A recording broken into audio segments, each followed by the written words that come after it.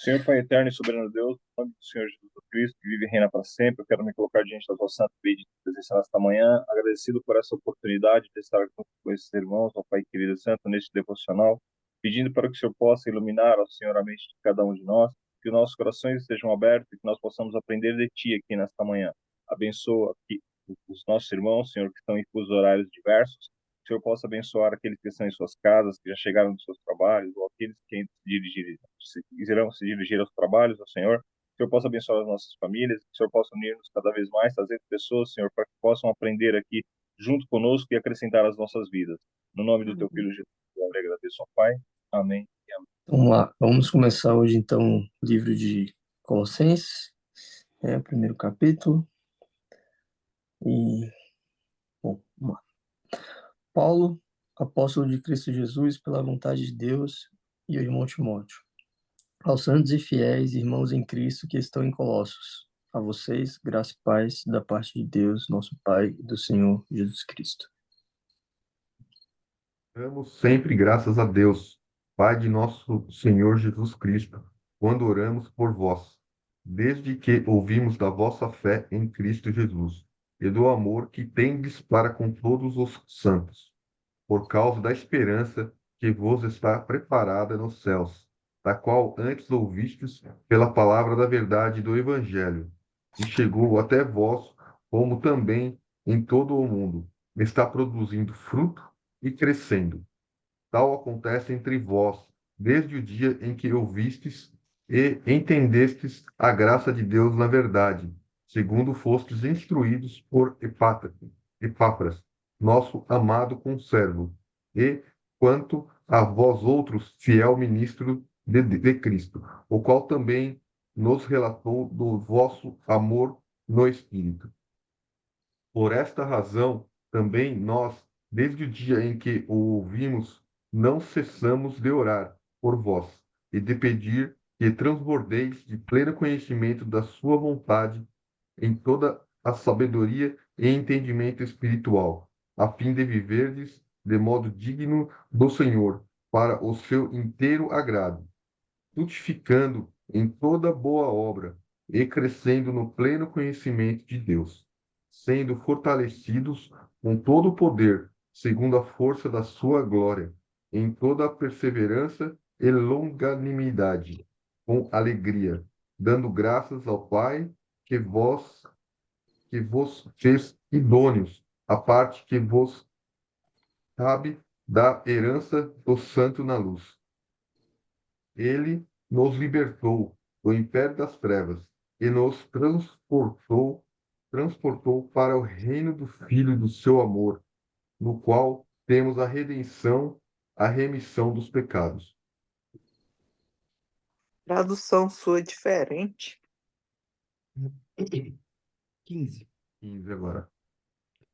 O Filho é a imagem do Deus invisível e é supremo sobre toda a criação, pois, por meio dele, todas as coisas foram criadas, tanto nos céus como na terra. Todas as coisas que podemos ver e as que não podemos, como os tronos, reinos, governantes e as autoridades do mundo invisível. Tudo foi criado por meio dele e para ele. Ele existia antes de todas as coisas e mantém tudo em harmonia. Ele é a cabeça do corpo, que é a igreja. Ele é o princípio supremo sobre todos os que ressuscitam dos mortos. Portanto, ele é primeiro em tudo, pois foi do agrado do Pai que em toda a plenitude habitasse no Filho. E por meio dele, o Pai reconciliou consigo todas as coisas. Por meio do sangue do Filho na cruz, o Pai fez as pazes com todas as coisas, tanto nos céus como na terra. Isso inclui vocês, que antes estavam longe de Deus, eram seus inimigos, dele separados por seus maus pensamentos e ações. Agora, porém, ele os reconciliou consigo por meio da morte do Filho no corpo físico. Como resultado, vocês podem se apresentar diante dele, santos, sem culpa e livres de qualquer acusação. É preciso, porém, que continuem a crer nessa verdade e nela permaneçam firmes. Não se afastem da esperança que receberam quando ouviram as boas novas, que foram anunciadas em todo o mundo e que eu, Paulo, fui designado servo para proclamar. 24. Agora me alegro em meus sofrimentos por vocês e completo no meu corpo o que resta das aflições de Cristo, em favor do seu corpo, que é a Igreja. Dela me tornei ministro de acordo com a responsabilidade por Deus a mim atribuída de apresentar a vocês plenamente a palavra de Deus. O ministro que esteve oculto durante épocas e gerações, mas que agora foi manifestado a seus santos. A ele quis Deus dar o conhecer entre os gentios a gloriosa riqueza desde o ministério que é Cristo em vocês, a esperança da glória. Nós o proclamamos, advertindo e ensinando a cada um com toda a sabedoria, para que apresentemos todo homem perfeito em Cristo. Para isso, eu me esforço lutando conforme a sua força, que atua poderosamente em mim. Essa parte eu não tinha lido. Amém.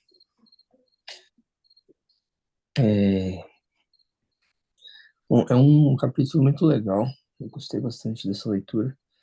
Eu gostaria de, antes de trazer algumas coisas que eu queria para hoje, abrir um espaço para comentário.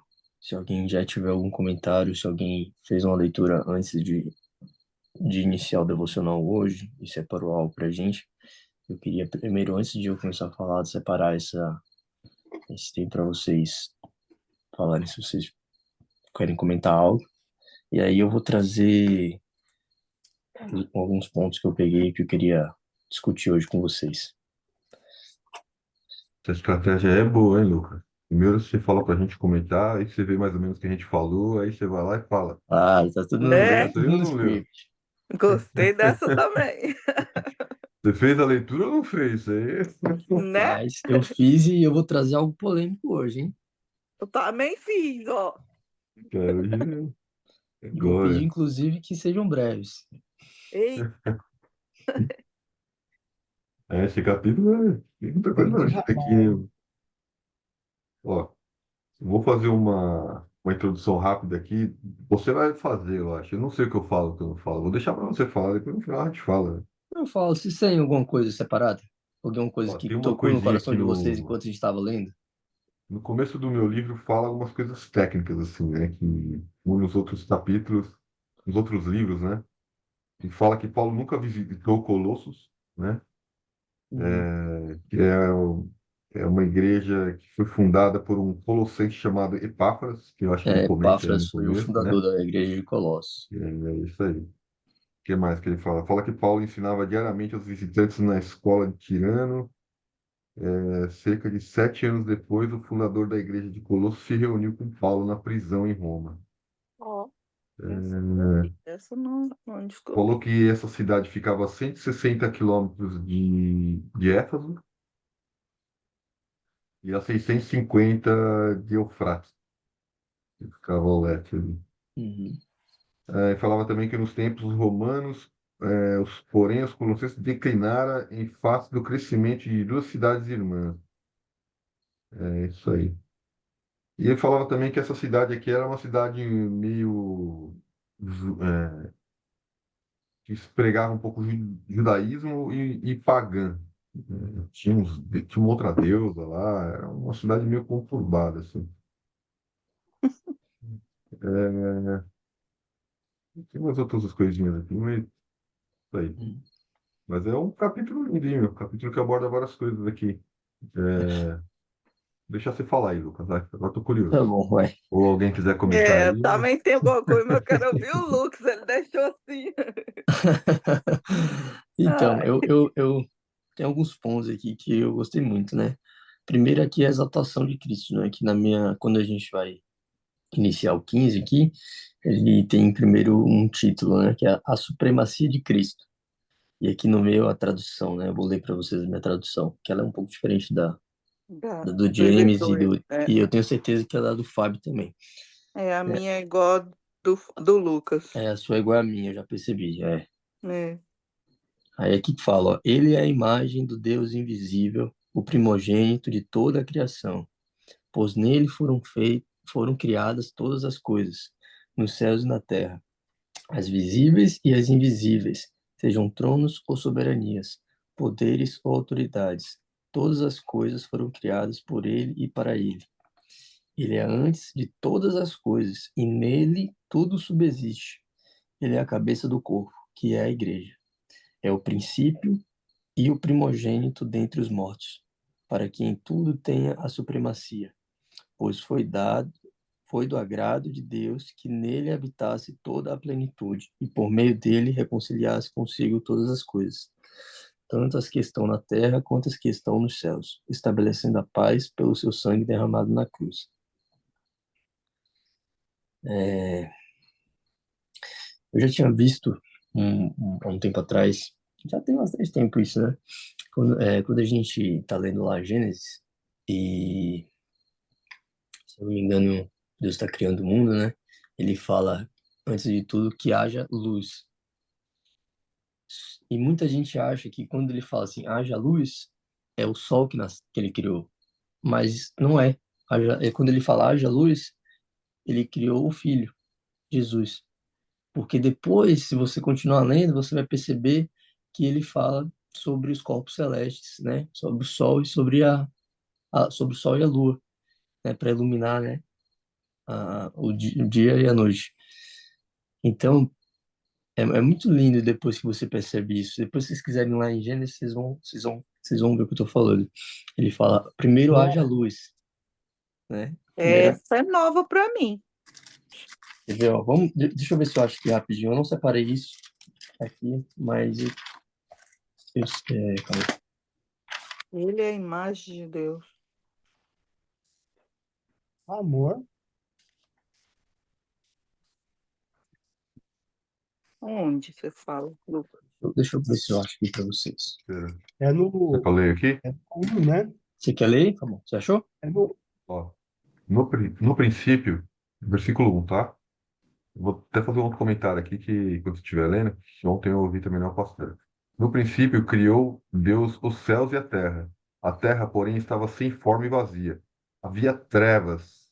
Quando o pastor falou ontem que havia trevas, que o mal imperava aqui. Então havia trevas sobre a face do abismo. E o Espírito de Deus parava sobre as águas. E disse Deus: haja luz. E houve luz.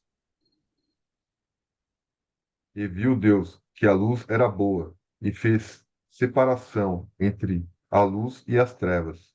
Chamou Deus a luz dia e as trevas noite.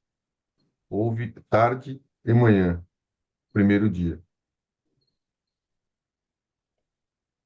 Ah, Continuando? Uhum. Não, então, aí depois a gente teria que continuar lendo para poder ver É depois ali que que ele fala, ó, haja ele luz ali. criou o sol e a lua, enfim. Do sol.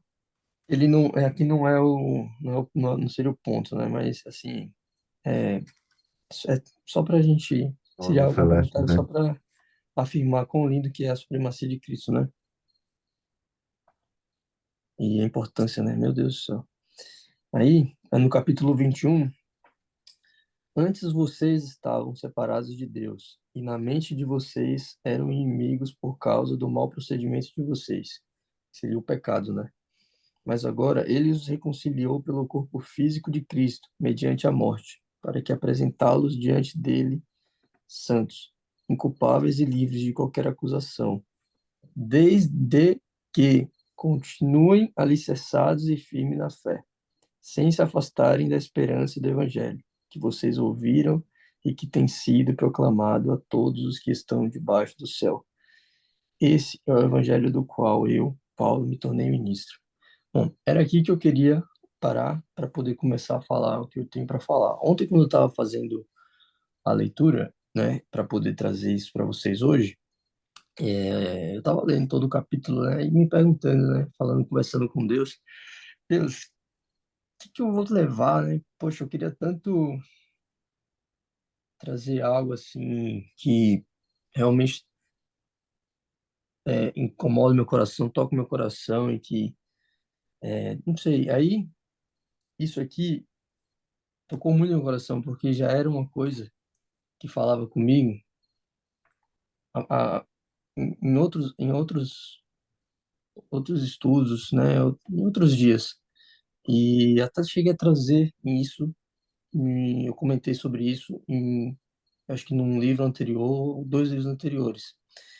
E pesquisando mais a fundo, eu percebi que essa dúvida que eu tinha, na verdade, é um dos assuntos mais comentados no âmbito é, teológico, né?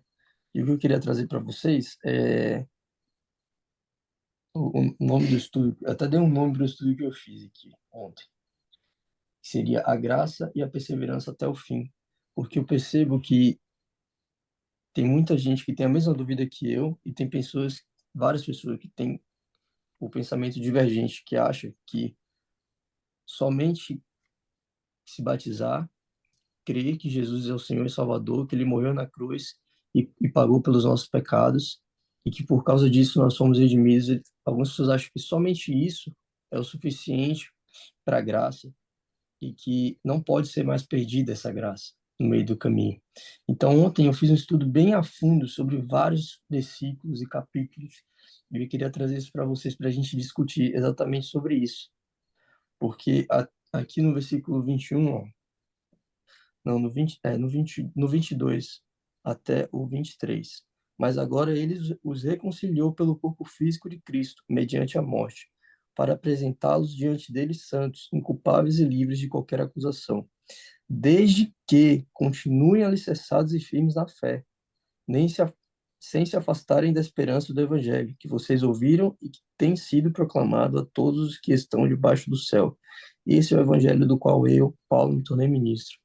Gente, o meu intuito de trazer isso que eu quero trazer para vocês hoje não é de forma alguma, como eu posso falar, gente? Isso não é de forma alguma afastá-los da fé, muito pelo contrário. Eu percebi que fazendo essa leitura ontem, esse estudo, isso só me fortaleceu mais ainda na fé, porque a própria palavra de Deus fala para entre ser morno, é melhor que você seja ou frio ou quente. Então, minha intenção com isso aqui é que depois dessa leitura a gente possa fortalecer mais ainda a nossa fé em Deus e não só a nossa fé, mas também as nossas obras. Então, eu queria começar a fazer essa leitura com vocês e, por favor, eu gostaria de deixar os comentários para o final, que eu terminar o estudo, e aí nós podemos, depois de toda a leitura, a gente discutir sobre o que vocês pensam e se vocês gostariam de trazer algo para a gente debater sobre o que eu trouxe, tá bom? Então, vamos lá. O primeiro aqui, né, a primeira parte, né, a perseverança até o fim é necessária. Jesus nos ensina que a salvação está diretamente ligada à nossa capacidade de perseverar na fé. Mesmo diante das dificuldades, isso indica que não basta apenas iniciar a jornada cristã, mas é preciso permanecer firme até o final. Aí eu queria levar vocês lá para Mateus 24. Mateus 24, ele fala do sinal do fim dos tempos. Eu vou fazer uma leitura rápida e aí eu vou falar mais pausado onde eu quero chegar dessa leitura. Jesus saiu do templo e, quando caminhava, seus discípulos aproximaram dele para lhe mostrar as construções do templo. Vocês estão vendo tudo isso? Perguntou ele. Eu lhes garanto que não ficará aqui pedra sobre pedra, serão todas derrubadas.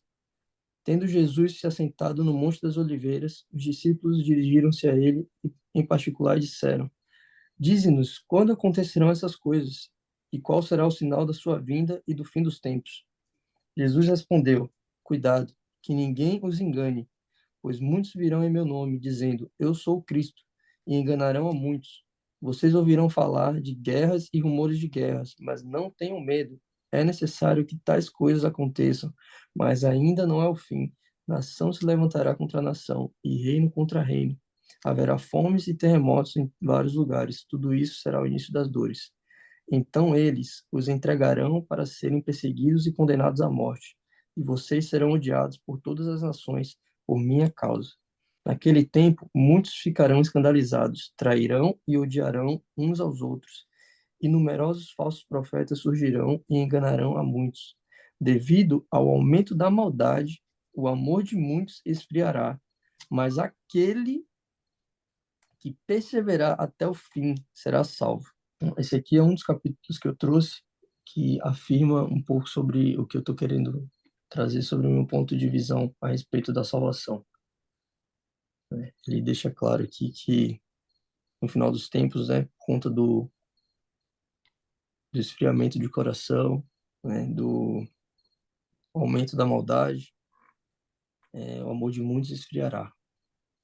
E aquele que perseverar até o fim será salvo. Aí a segunda parte aqui do estudo fala assim: a confiança deve ser mantida até o fim. Paulo nos dá o seu próprio exemplo de perseverança em 2 Timóteo, mostrando que a vida cristã é uma corrida a ser completada. Então, eu queria ir lá para 2 Timóteo, capítulo 4. Capítulo 4, versículo 6. Que fala assim: Eu já estou sendo derramado como uma oferta de bebida. Está próximo o tempo da minha partida. Combati o bom combate, terminei a corrida, guardei a fé. Agora me está reservada a coroa da justiça, que o Senhor, justo juiz, me dará naquele dia, e não somente a mim, mas também a todos que amam a sua vinda. Bom, Paulo afirma que, ao completar a carreira e guardar a fé, ele assegura a coroa da justiça, o que nos ensina sobre a importância da perseverança. Parte 3. Considerando o custo do discipulado. Jesus, em Lucas, nos adverte que seguir a Cristo exige contar o custo e estar disposto a carregar a cruz. Então, queria ir lá para Lucas 14. Lucas 14, lá no 25, né? O preço do discipulado. Uma grande multidão acompanhava Jesus. Este, voltando-se para ela, disse: Se alguém vem a mim e ama o seu pai, sua mãe, sua mulher, seus filhos, seus irmãos e irmãs, e até sua própria vida, mais do que a mim, não pode ser meu discípulo. E aquele que não carrega sua cruz e não me segue, não pode ser meu discípulo. Qual de vocês, se quiser construir uma torre, primeiro não se assenta e calcula o preço, para ver se tem dinheiro suficiente para completá-la? Pois, se lançar o alicerce e não for capaz de terminá-lo, todos os que a virem rirão dele, dizendo: Este homem começou a construir e não foi capaz de terminar.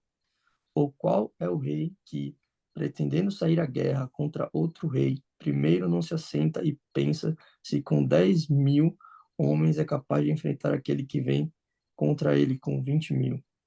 Se não for capaz, enviará uma delegação enquanto o outro ainda está longe e pedirá um acordo de paz. Da mesma forma, qualquer de vocês que não renunciar a tudo o que possui não pode ser meu discípulo. O sal é bom, mas se ele perder o sabor, como restaurá-lo? Não serve nem para o solo, nem para adubo. É jogado fora. Aquele que tem ouvidos para ouvir, ouça. Aqui Jesus deixa claro que ser seu discípulo requer dedicação total e um compromisso até o fim. Então, parte 4. Trabalhar a salvação com temor e tremor. Paulo encoraja os filipenses a viverem a salvação com responsabilidade e reverência, entendendo que a caminhada cristã exige esforço contínuo. Então, lá, Filipenses 2. Filipenses 2:12. Assim, meus amados, como sempre vocês obedeceram, não apenas na minha presença, porém muito mais agora na minha ausência, ponham em ação a salvação de vocês com temor e tremor. O que ele fala, né? Ponham em ação a salvação. ponham em ação a salvação de vocês com temor e tremor. Paulo destaca a necessidade de viver com temor, operando a salvação de maneira ativa e responsável. O poder da parte 5 aqui, o perigo da incredulidade e endurecimento. Hebreus nos alerta sobre o perigo de afastar-se da fé devido à incredulidade e endurecimento do coração. A exortação é clara: não podemos nos desviar, mas devemos perseverar na confiança. Então, lá em Hebreus 12, do 12 ao 19.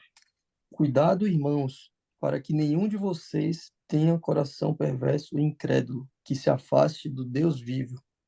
Ao contrário, encorajem-se uns aos outros todos os dias, durante o tempo que se chama hoje, de modo que nenhum de vocês seja endurecido pelo engano do pecado, pois passamos a ser participantes de Cristo, desde que, de fato, nos apeguemos até o fim, a confiança que tivemos no princípio. Por isso é que se diz: se hoje vocês ouvirem a sua voz, não endureçam o coração, como na rebelião. Quem foram os que ouviram e se rebelaram? Não foram todos os que Moisés tirou do Egito? Contra quem Deus esteve irado durante 40 anos? Não foi contra aqueles que pecaram, cujos corpos caíram no deserto? E a quem jurou que nunca haveriam de entrar no seu descanso? Não foi aqueles que foram desobedientes? Vemos assim que, por causa da incredulidade, não puderam entrar.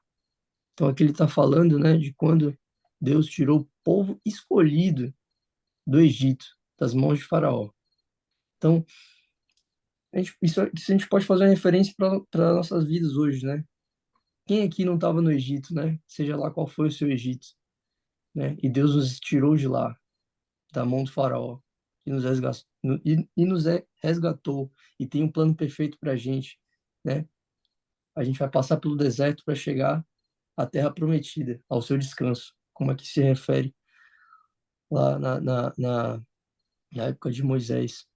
Mas porque quem leu já essa história sabe, eu acredito que todo mundo aqui já deve ter ouvido, mas por conta da incredulidade, da desobediência, porque no meio do caminho começaram a murmurar, adorar falsos deuses, o que era para ser 3 anos de deserto, eu acho que eram 3, virou 40, se tornaram 40 anos. E não só isso, depois de tudo isso, eles não puderam entrar, não foram permitidos entrar, eles perderam a graça, por conta da incredulidade. Isso para mim foi muito forte ontem, porque eu nunca tinha feito essa correlação. Aí a parte 6 aqui, o perigo de não viver em retidão. Jesus advertiu que não basta realizar grandes obras sem um relacionamento verdadeiro com Ele. Mesmo aqueles que profetizaram e realizaram milagres podem ser rejeitados por Cristo, se não viverem em obediência. Mateus 7, pessoal. Mateus 7, 22. 22. Nem todo aquele que me diz, Senhor, Senhor, entrará no reino dos céus, mas apenas aquele que faz a vontade de meu Pai que está nos céus. Muitos me dirão naquele dia, Senhor, Senhor, não profetizamos em teu nome? Em teu nome não expulsamos demônios e não realizamos muitos milagres? Então eu lhes direi claramente, nunca os conheci. Afastem-se de mim, vocês que praticam o mal. Bom, com isso aqui, eu queria trazer para vocês um pensamento.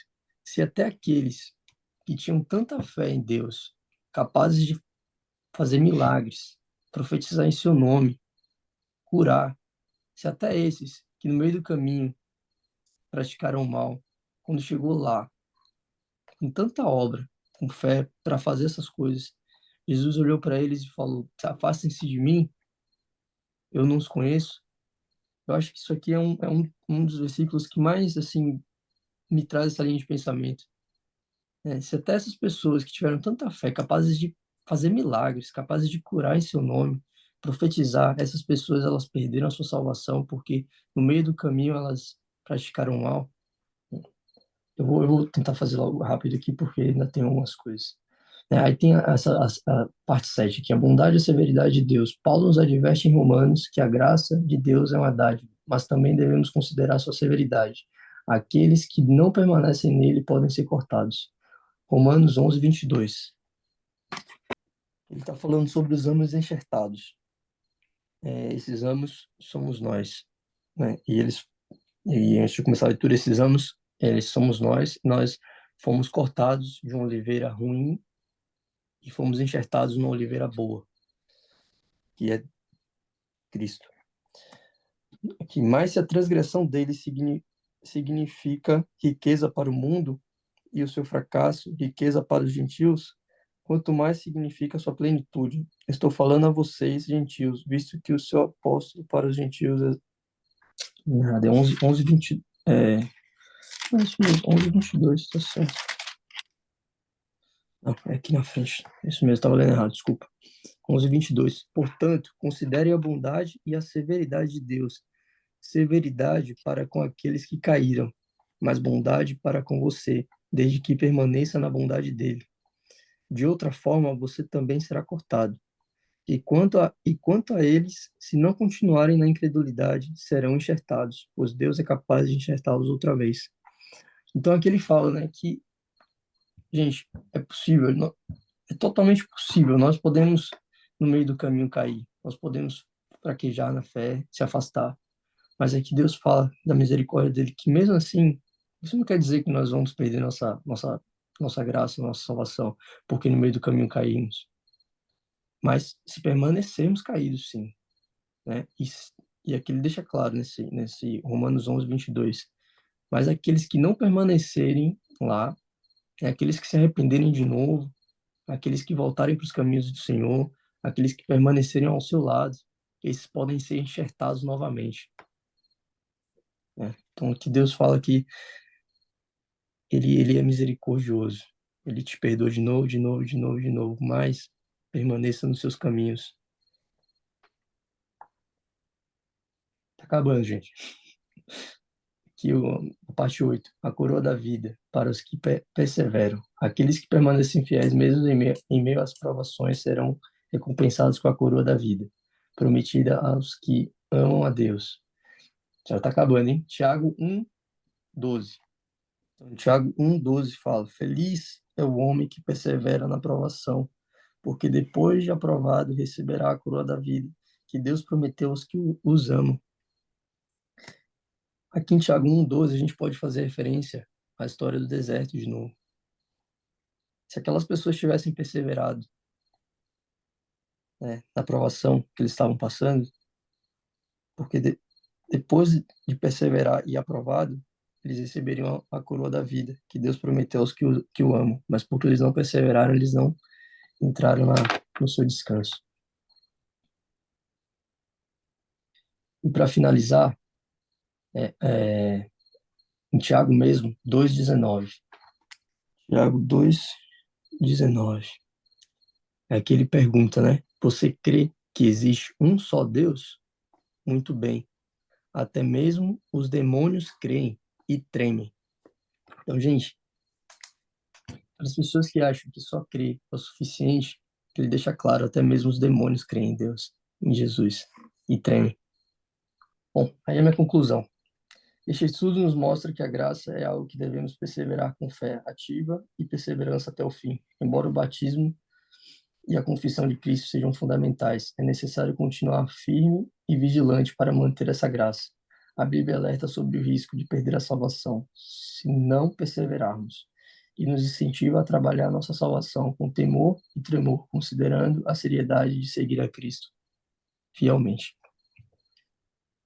Gente, desculpa, mas isso era uma coisa que já assim me incomodava muito, porque teve alguns momentos que eu passei há uns meses atrás que eu estava muito afastado de dos caminhos, né? Eu não eu fiquei muito tempo sem orar, sem ler a Bíblia, sem buscar, e eu estava esfriando demais. E isso me incomodava, né? Me incomodava porque eu pensava nisso, cara, eu posso perder a minha salvação se me afastar dele. E eu não tinha isso concreto na minha cabeça, se isso era uma linha que realmente poderia acontecer. E às vezes eu trouxe no devocional, o primeiro devocional que nós fizemos, eu trouxe há 2 meses atrás, ou um mês atrás, e o Fábio me exortou sobre isso, com um versículo que eu acho que está até em Romanos também. ou tá em Efésios, eu não lembro agora. Falando, né, que 10:9. a graça... Você pode falar pra gente qual que é, Fábio? Romanos 10:9? Não sei se é isso que você está falando. Eu acho que deve ser esse. E com a tua boca confessares Jesus como Senhor, e em teu coração creres que Deus ressuscitou dentre os mortos, serás salvo. Isso. E que isso bastava. Mas alguma coisa me incomodava falando que... Salvação é diferente de graça, hein? A né, gente vai falar. então, eu queria trazer isso para vocês, que é algo que tá me incomodando muito e ontem me incomodou demais. Eu queria debater isso com vocês, para vocês me ajudarem a pensar sobre isso. Bom, primeiro, parabéns, ô Lucas, pela sua honestidade, pela sua sinceridade, pela sua busca. Isso é maravilhoso, continue assim, que Deus seja muito na sua vida e eu admiro, tá? Essa é a primeira coisa. A segunda coisa é que, assim, a história da igreja, existem grandes debates. Esse é um deles. A mesma coisa, nem toda cristandade, ela acredita na trindade ou na triunidade, que também é um grande debate teológico. E quando se fala na grande tribulação, existem debates. Nem todo mundo acredita que a igreja vai passar por ela toda, uns acreditam que vai passar pela metade, outros acreditam que é no meio. E, obviamente, que em uma hora a gente não vai chegar a lugar nenhum. E dependendo de cada igreja que a pessoa frequenta aqui entre nós, tem uma mentalidade, tem um ensino e tem um corpo doutrinário. Mas a busca, ela é fantástica e ela é fundamental. E você pode estar numa igreja e, sim, ter um pensamento diferente com respeito a esse ponto de vista da salvação. O que eu posso dizer para você é o seguinte: você fez todo um estudo para esse lado. Vale a pena verificar os versículos para o outro lado. E quando a gente faz um estudo teológico, a gente faz essa busca. Mas que você, por fé, né, você tem a liberdade para aceitar aquela que melhor te apetecer. E sim, as pessoas dizem que se você fosse tirar um versículo da Bíblia, que é o resumo de toda a Bíblia, seria João 3,16, porque Deus amou o mundo de tal maneira que deu seu Filho unigênito para que todo aquele que nele crê não pereça, mas tenha a vida eterna. Mas só para colocar sabão na água, né, e a gente não vai chegar aqui uma formação de doutrina, eu acho que nem esse é o processo, mas é uma provocação que você trouxe, e é uma provocação que eu também faço. No versículo que você trouxe, ele falou assim, ó, a pessoa vai chegar diante de Jesus, ele vai falar assim, nunca Te vos conheci. conheci. Não é que eu não vos conheço a partir de agora, eu nunca conheci. E quando Judas ele estava lá diante de Deus, ele falou assim, eu escolhi vocês todos, mas eu já sabia que um havia de me trair, né? Então aí as pessoas elas debatem, será que ele já estava condenado desde o início? Alguém criou alguém para condenação?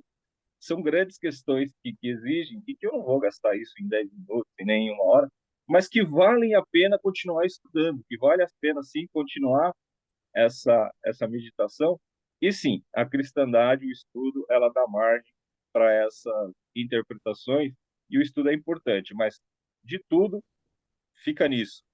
É, Jesus é o caminho, a verdade e a vida, ninguém vai ao Pai senão através dele. E a pessoa que acha que perde a salvação, ela vai tomar cuidado para ficar nele, e a pessoa que acha que não perde, ela tem que ter certeza que ela está convertida, porque ela pode estar enganada. Então, ela também tem que andar pelos caminhos corretos. Então, se fosse para fazer um resumo geral, né, de tudo, todo esse apanhado que você trouxe, eu aconselharia fazer um estudo agora para o outro lado, para outro argumento, porque é assim que a gente cresce, né? É, eu, Olhando essas duas vertentes aí. eu fiz ontem, mas não vai dar tempo de falar sobre isso. É, uma hora é muito pouco, né? Mas Eu fiz para assim, os dois lados. parabéns pela busca, né? E você tem o direito e o dever, né? Toda a cristandade tem essa questão aí. Diz que Paulo e Zwinglio, né? Eles debateram a respeito da unidade da igreja, né? Eles não entraram num acordo a respeito da reforma por conta do batismo. Que um achava que era imersão e o outro achava que era aspersão, né? E você fala assim, caramba, mas o batismo não está dizendo que é mergulho? Fala, mas o batismo não contribui para a salvação, mas acontece que você tem que fazer assim, assim, assado. Então, assim, se grandes homens, né, tiveram ali pontos que, para os nossos olhos, eram pequenos em relação a tudo que a gente acredita igual, né? Imagina então nós, né? Mas parabéns pelo estudo, parabéns pela meditação, parabéns por trazer o assunto à tona. Acho uma provocação extremamente válida. E quando eu falo de provocação, todo mundo fala de provocação, não é aquela para ter briga, né? Mas é para você ter uma resposta, para gerar uma resposta no coração da pessoa, né? Então, parabéns. Eu acho que é isso mesmo. O intuito, o objetivo é esse mesmo, tá bom? Então, agradeço aí a sua palavra e a oportunidade da parte em nome de Jesus. Obrigado. Obrigado, grande Lucas.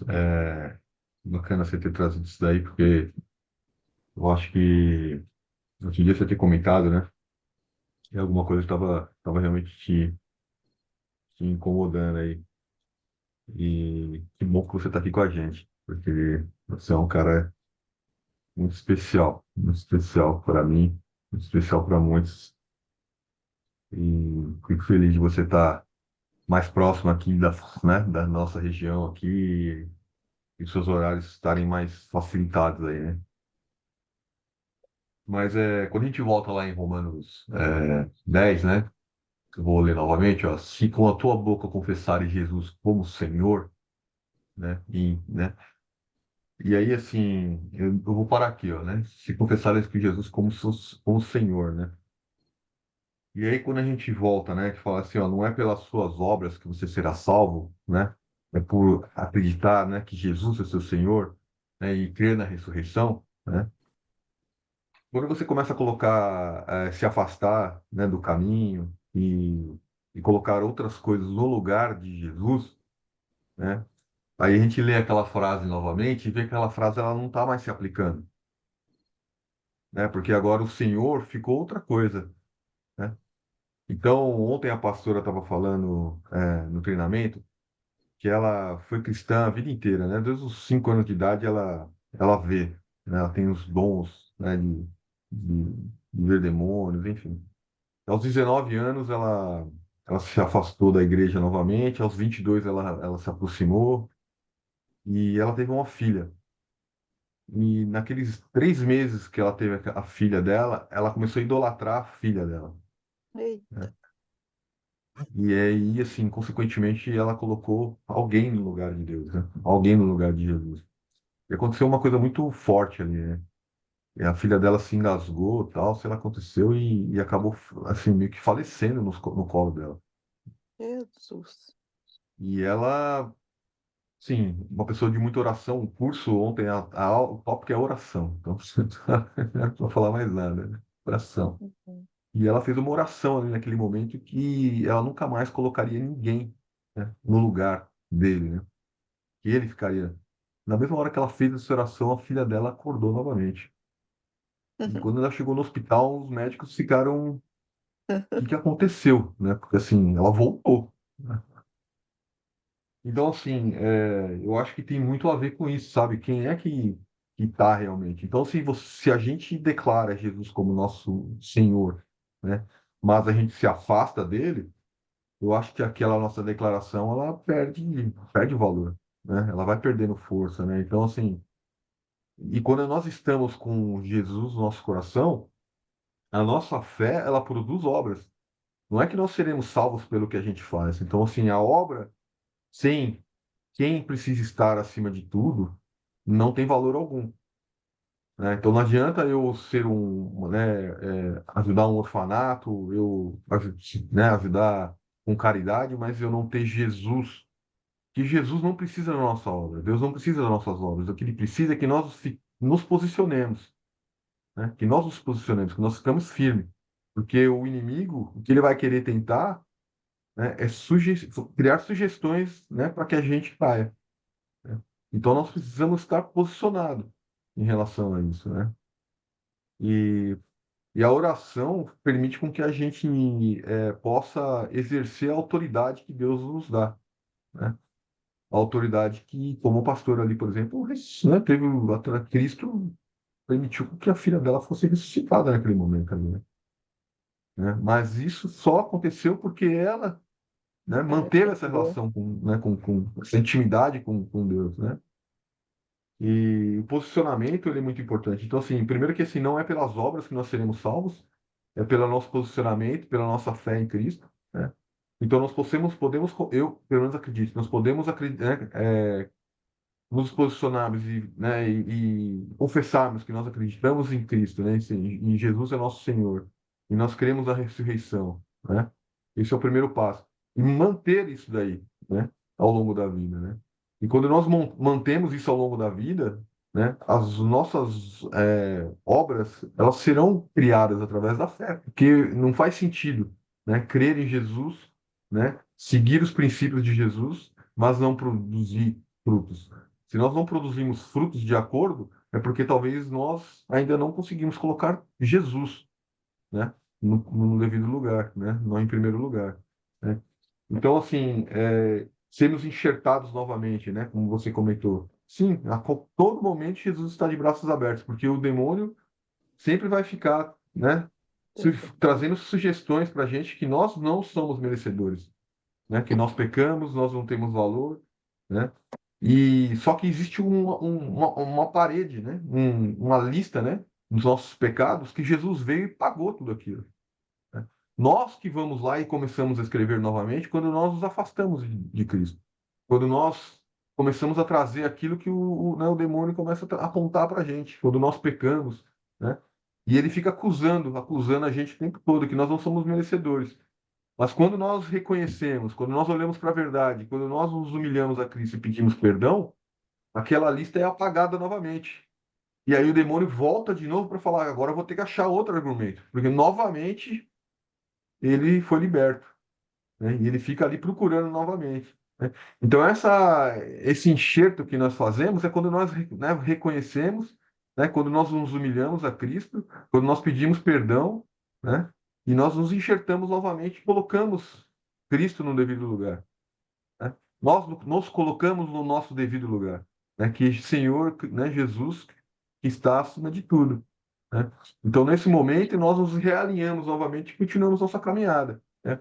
Agora, uma coisa é nós aceitarmos Jesus, né, sermos salvos, né, através dessa aceitação, e outra coisa é nós evoluímos, nós, né, seguimos a jornada da santificação, que é através da santificação que nós receberemos a coroa que você citou lá no final, né?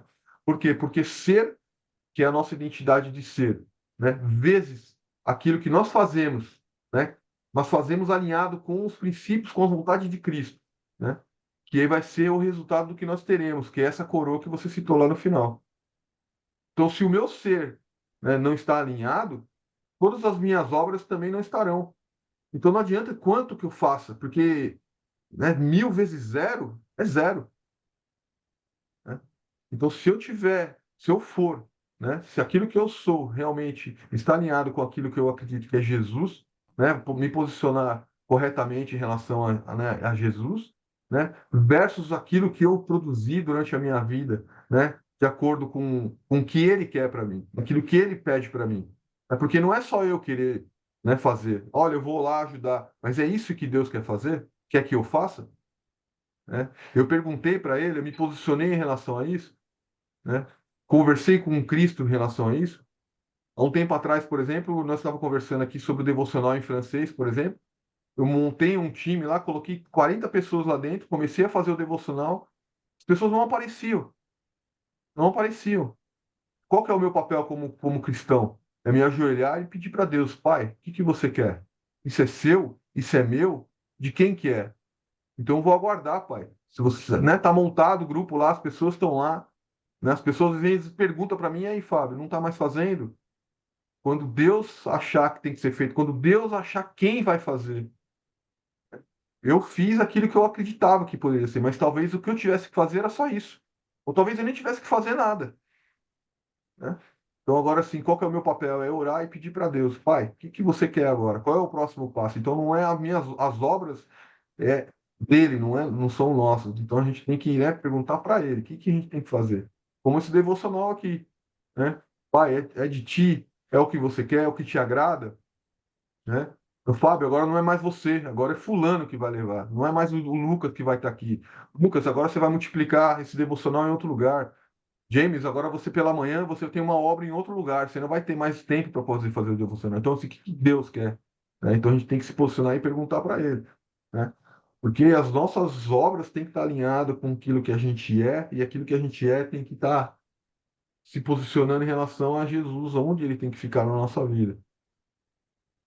E claro, Deus sempre vai estar de braços abertos nos aguardando, porque nós podemos nos desviar, porque o demônio ele está o tempo todo ao redor como um leão, né?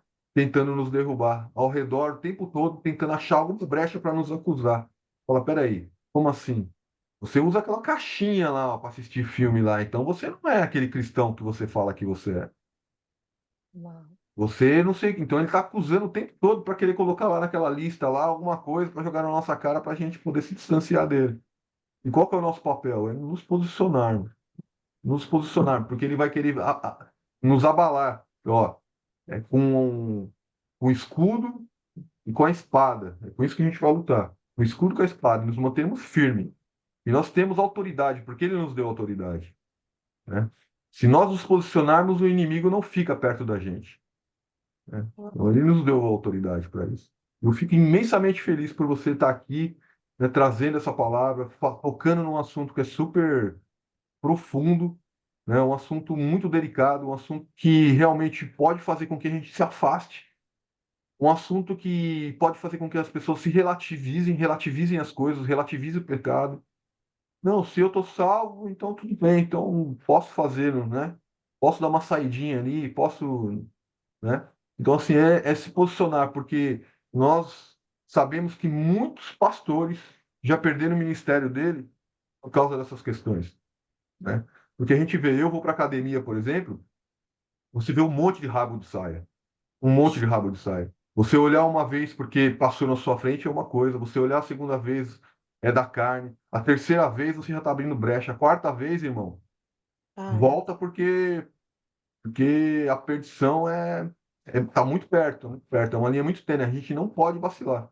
A gente tem que estar o tempo todo realinhado, sabe, se posicionar, pai, é filho, é sua filha, pai, é sua imagem, né? Pai, me afasta do pecado, pai, misericórdia. me tira da tentação. É o tempo todo nos vigiarmos, né, nos vigiarmos para que a gente não se perca, porque é muito tênue e o inimigo fica ali rondando o tempo todo, porque ele sabe, né, onde ele pode nos pegar, né?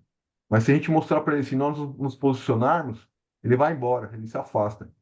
Então, bom, é isso que eu tinha para falar, 7:05. Preciso que eu vou ter que dar mais alguns minutos que eu preciso ir embora. Vamos lá.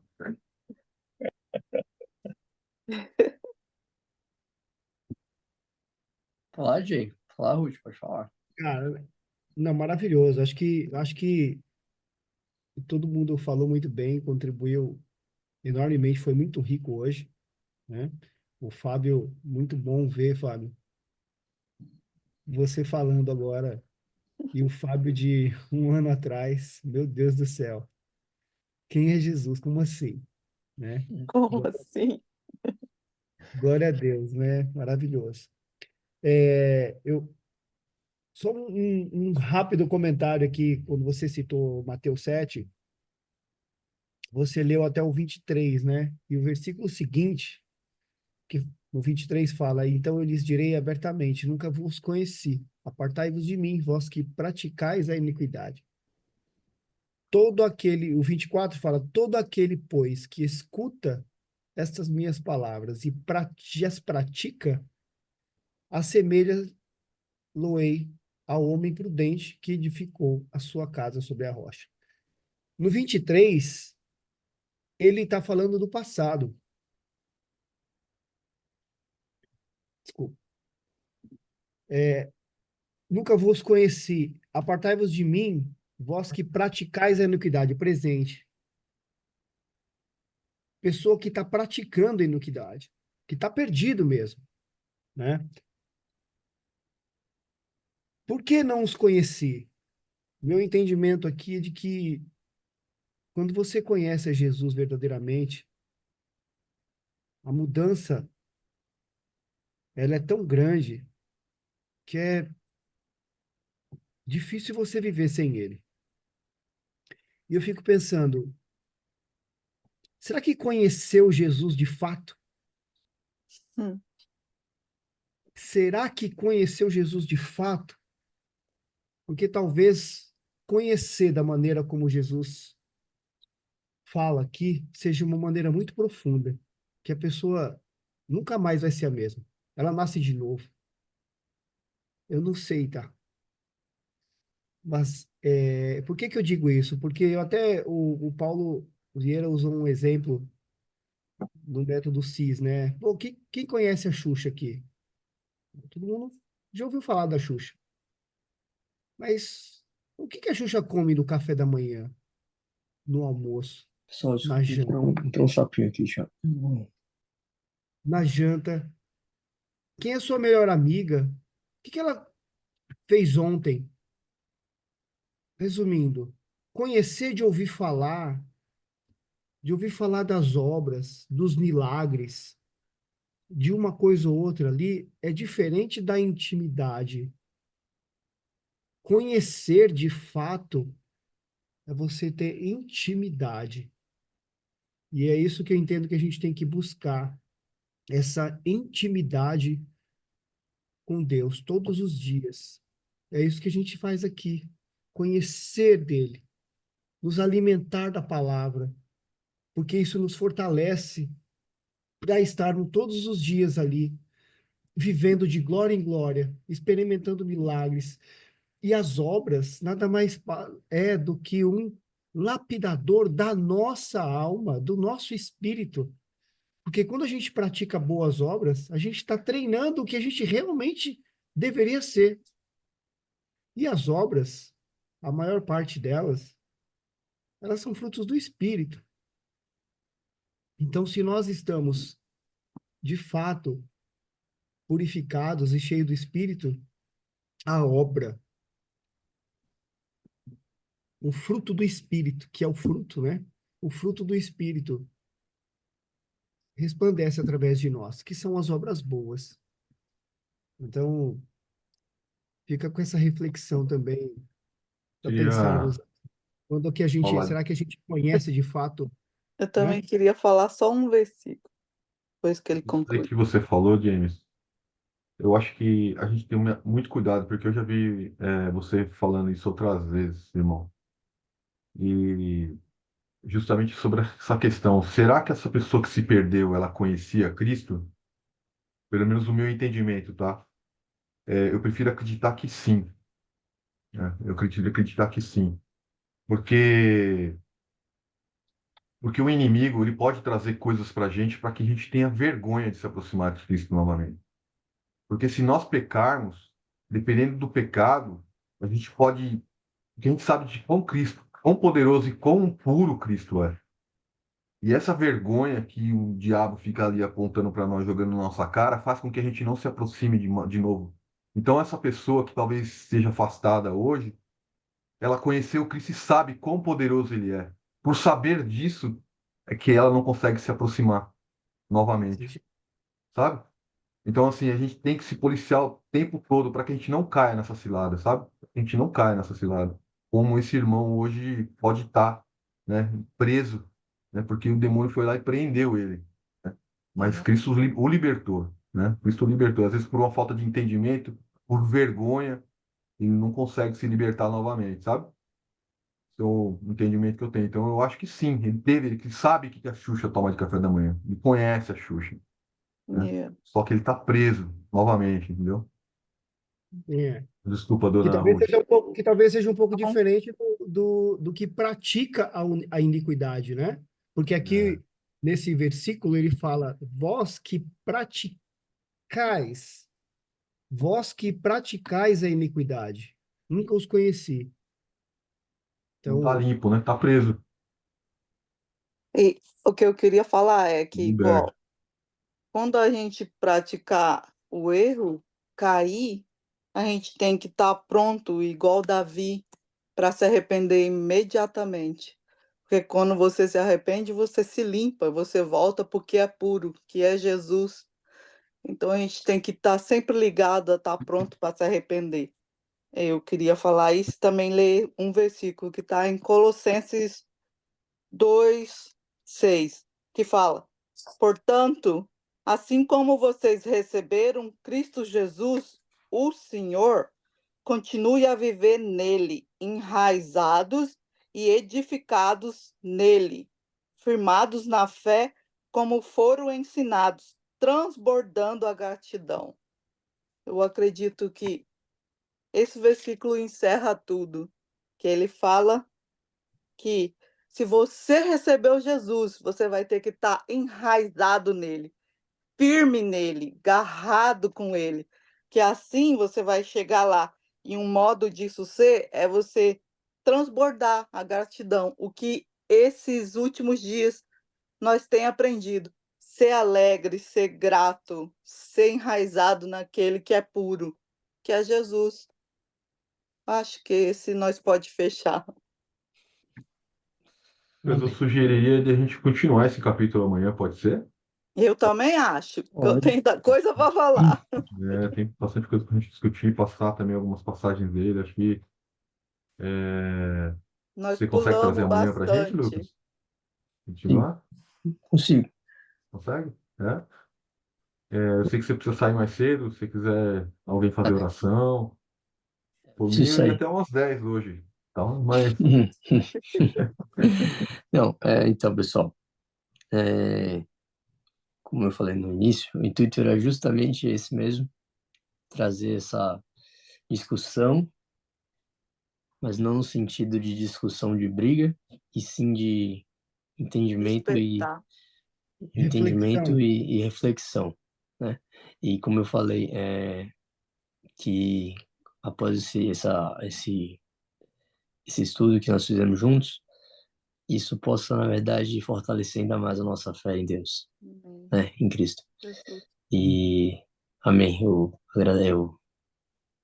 glória a Deus pela vida de todos vocês, viu? Bom, eu vou fazer a oração final para a gente encerrar e a gente continua amanhã. Amém. Meu Deus, Pai amado, querido, quão grandioso és tu, Pai. Que felicidade que é poder estar reunido como igreja e ter o Senhor como cabeça, Pai.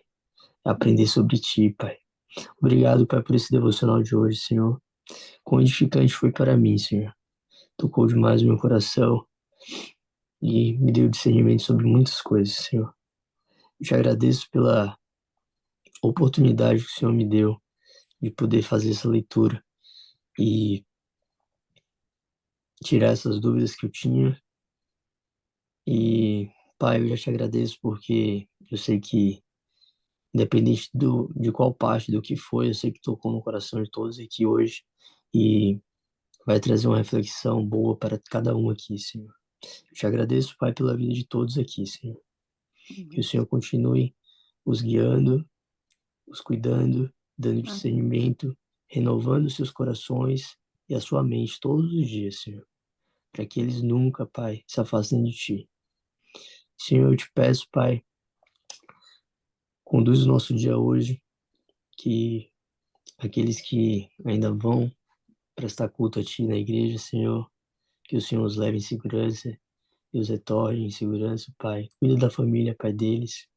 Cuida, Pai, de cada um que não pôde estar aqui hoje presente, Senhor. Seja lá onde eles estiverem, nos abençoe e os guarde, Pai. Pai, eu te peço hoje pela minha vida também, que o Senhor me leve em segurança para o trabalho, que o Senhor me retorne, que o Senhor me dê a capacidade de executar com rapidez, inteligência. Eu queria também pedir pela vida da minha família, como eu pedi pela vida da família de todos aqui, que o Senhor guarde e os cuide, Senhor, em nome de Jesus. Amém.